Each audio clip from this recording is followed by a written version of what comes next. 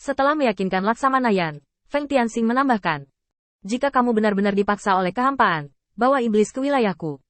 Aku tidak punya banyak lagi, dan aku masih punya banyak sumber daya untuk mengambil iblis. Kata-kata Feng Tianxing dapat dianggap sebagai jaminan penuh untuk Laksamana Yan. Dia bertanya dengan tergesa-gesa. Lalu kapan kamu bisa memperluas cakupan aliansi ke sisiku? Aku membenci aliansi di kota utama. Laksamana baru itu tampak bingung. Tetapi setelah mendengarkan penjelasan Laksamana Yan, dia meludah ke tanah. Apa orang-orang di kota utama ini? Laksamana Feng. Ayo pergi dan bunuh pemilik kota utama. Bodoh sekali. Feng Tianxing dengan cepat membujuk mereka berdua. Kamu harus menyerah pada masalah ini lebih awal. Meskipun setan di kota utama belum mengalami perang, tetapi kamu melihat setan di sini. Bahkan yang menjaga susunan teleportasi semuanya berada di puncak tubuh mereka. Dan kekuatan mereka secara keseluruhan lebih kuat dari yurisdiksi kami. Dan kamu harus kembali dan memimpin orang-orangmu untuk melawan kehampaan. Jika kamu terluka, siapa yang bisa membawa Panji? Setelah beberapa penghiburan, kedua Laksamana itu melepaskan ide mereka. Laksamana yang berpikir sejenak sebelum berbicara. Laksamana Feng, dapatkah Anda melihat apakah ini berhasil? Saya akan menunggu di sini selama sehari. Situasi di wilayah di bawah yurisdiksi saya masih stabil. Saya akan menunggu Laksamana lain datang dan menjelaskan situasinya. Anda kembali dan selesaikan urusan aliansi terlebih dahulu, dan berikan kekuatan aliansi untuk berkembang datang lazang. Saya dapat yakin bahwa orang-orang Anda telah memasuki wilayah saya. Feng Tianxing masih menggelengkan kepalanya. Tidak, percuma mengingatkan tentang aliansi. Beberapa hal hanya bisa ditangani dengan lambat. Lagi pula, aku datang ke kota utama ini. Sudah waktunya bagiku untuk melihat latar belakang seperti apa yang mereka miliki. Setelah mereka berubah pikiran, bisakah mereka membuat sekutu yang memenuhi syarat? Laksamana Yan sedikit terkejut dengan kata-kata Feng Tianxing. Mereka semua seperti ini. Dan kamu masih ingin mereka menjadi sekutu? Feng Tianxing meraba dagunya dan melihat ke bawah ke jalan. Kamu mengatakan bahwa iblis di kota ini pada dasarnya adalah tubuh yang sempurna. Dengan metode yang diajarkan di akademiku, hanya butuh beberapa bulan untuk menembus puncak tubuh yang sempurna. Ini adalah klan iblis puncak yang lengkap di sebuah kota. Tapi itu adalah umpan meriam yang berkualitas. Laksamana Yan sedikit terkejut dengan kata-kata Feng Tianxing. Di wilayah di bawah yurisdiksi, iblis yang tumbuh adalah yang paling umum. Tetapi di kota utama ini, yang paling umum adalah yang sempurna. Topik ini langsung membuat Laksamana Yan tenang dan memikirkannya. Sepertinya aku tidak cukup memikirkannya. Jika mereka mau membantu, itu memang kekuatan yang sangat kuat. Setelah beberapa diskusi, Feng Tianxing meninggalkan restoran, dan mengikuti jalan yang dikatakan iblis sebelumnya, sampai keluar rumah tuan kota-kota utama. Meskipun itu masih nama penguasa kota, skala rumah penguasa kota lebih luas dari rumah Laksamana Feng Tianxing ditambah seluruh gunung. Dan itu benar-benar sebuah kota di dalam kota. Melihat metode pertahanan yang digunakan oleh iblis-iblis ini, mereka juga cukup kuat, berkali-kali lebih kuat dari rumah Laksamana.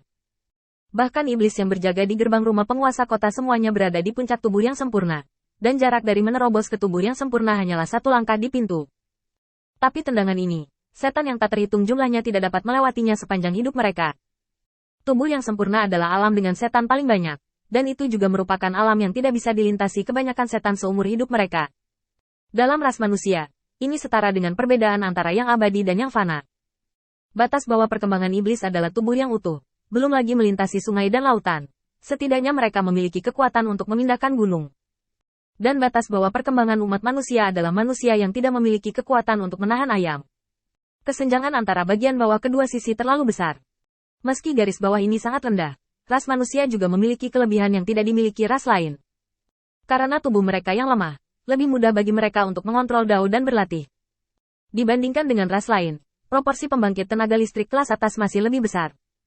Setan-setan di sini sangat berkualitas, bahkan Feng Tianxing pun tergoda, dan mau tidak mau ingin mengubahnya menjadi bawahannya, umpan meriam. Umpan meriam seperti itu berkualitas tinggi. Cukup untuk menahan baptisan perang lagi, dan akhirnya menjadi tim yang kuat. Hanya saja pemikiran seperti ini hanya memikirkannya saja.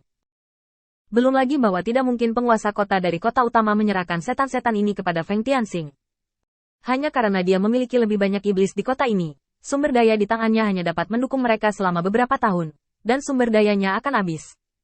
Lagi pula, pepatah tentang 10 petani dan 1 tentara bukanlah lelucon, tetapi gambaran yang sebenarnya.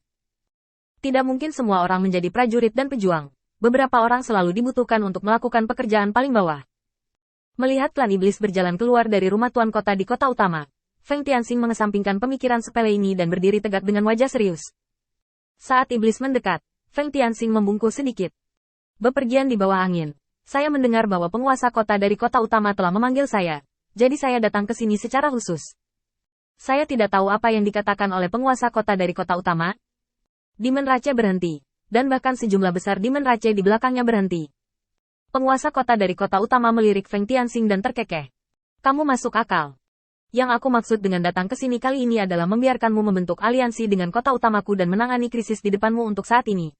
Feng Tianxing dengan cepat menyanjungnya. Merupakan kehormatan bagi saya bahwa tuan kota memiliki niat seperti itu, tetapi saya tidak tahu bagaimana melakukannya. Penguasa kota utama telah bertemu dengan beberapa laksamana sebelumnya, tetapi tidak ada yang pernah keberatan dengan permintaannya seperti Feng Tianxing, dan wajahnya menjadi lebih ramah. Haknya adalah memberinya rahmat pengertian. Kumpulkan iblis di bawah komandomu dan patuhi perintah pengirimanku. Aku ingin mengumpulkan kekuatan, mendapatkan keuntungan di beberapa tempat, dan menghancurkan kekosongan sedikit demi sedikit. Rencananya terdengar layak. Jika lawan tidak batal. Sekarang penguasa kota dari kota utama hanya mendapat informasi tentang invasi kosong, tetapi dia tidak mendapatkan berita khusus. Di mana laksamana yang kalah itu bisa memberikan banyak informasi berguna? Setelah terpencar, siapa yang masih berminat memperhatikan iblis yang terbunuh? Dan laksamana Feng Tianxing, yang mengetahui beberapa informasi seperti ini, tidak dapat menerima kondisinya. Saat ini setan-setan ini tidak dapat membuat masalah. Klan iblis di kota utama masih merupakan kekuatan yang tidak dapat disia-siakan, bahkan jika itu 1/10, merupakan peningkatan besar bagi Feng Tianxing untuk dapat diambil alih secara diam-diam olehnya. Satu-satunya hal yang perlu dikhawatirkan adalah bahwa setan-setan ini lebih unggul, dan mereka harus memberi mereka pukulan langsung dalam pertempuran yang sebenarnya. Memalingkan matanya, Feng Tianxing berkata dengan nada datar. Rencana tuan kota tuan sempurna, tapi saya sedikit agresif.